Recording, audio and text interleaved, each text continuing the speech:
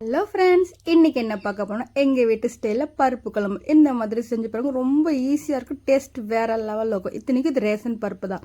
நான் ரேஷன் பருப்பு ஒரு 3/4 கப் அளவுக்கு எடுத்திருக்கேன். அதிலே பார்த்திங்கன்னா ஒரு 10 சின்ன வெங்காயம் பூண்டு போட்டு கழுவி எடுத்துக்கோங்க. கழுவி எடுத்துகிட்டு குக்கரில் நல்லா தண்ணி ஓரளவுக்கு எவ்வளோ வேணுமோ அந்தளவுக்கு ஊற்றிக்கோங்க. ஊற்றிட்டு நல்லா கொதி வந்ததுக்கு அப்புறமா பருப்பு போட்டுருங்க. பருப்பு தக்காளி ஒரு மீடியம் சைஸ் தக்காளி ஒரு 2 போட்டிருக்கேன். அப்புறமா விளக்கெண்ணெய் இருக்கு இல்லைங்களா, அது ஒரு ஸ்பூன் ஆட்டம் விட்டுக்கோங்க. விட்டுட்டு குக்கரை க்ளோஸ் பண்ணிடுங்க. எண்ணெய் விடும்போது மேலே வரையும் பொங்கி வராது பருப்பு. எப்போவுமே விளக்கெண்ணெய் விடுறதுனால அதுவும் அதை விட பெரிய பெனிஃபிட் வந்து சீக்கிரமாக ஜீரணம் ஆகிடும். பருப்புக்கு உண்டான எஃபெக்ட் சொல்லுவாங்க, வாய்வு அந்த மாதிரிலாம் எதுவுமே இருக்காது. அதனால் பெரும்பாலுமே விளக்கெண்ணெய் விட சொல்லி எங்கள் பாட்டி சொல்லிகிட்டே இருப்பாங்க அந்த மாதிரி.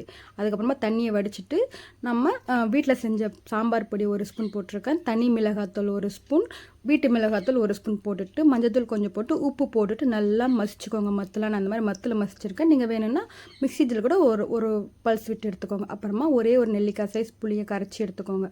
கரைச்சி எடுத்துகிட்டு இந்த மாதிரி ஊற்றிடுங்க. உடனே நம்ம அடுப்பில் வைக்காததுக்கு முன்னே இதெல்லாமே நான் செஞ்சுடுவேன். அப்புறமா முருங்கைக்காவை கட் பண்ணி வச்சுக்க முருங்கைக்காய், தேங்காய் துருவல் போட்டுட்டு ஒரு டம்ளர் தண்ணி விட்டுக்கோங்க. ஏன்னா காயெல்லாம் வேகணும் இல்லைங்களா, அந்த அளவுக்கு தண்ணி விட்டுட்டு குக்கரில் விசில் விட்டுடுங்க. மீடியம் ஃப்ளேமில் 2 விசில் விடுங்க. 2 விசில் விட்டுட்டு எடுத்து பார்த்தீங்கன்னா செம்ம சூப்பரான டேஸ்டான பருப்பு குழம்பு ரெடி ஆகிடுச்சு. அவ்வளோதான், ரொம்ப சிம்பிள். இதுக்கு நான் வடகமும் கருவேப்பிலையும் போட்டு தாளிச்சிடுவேன்.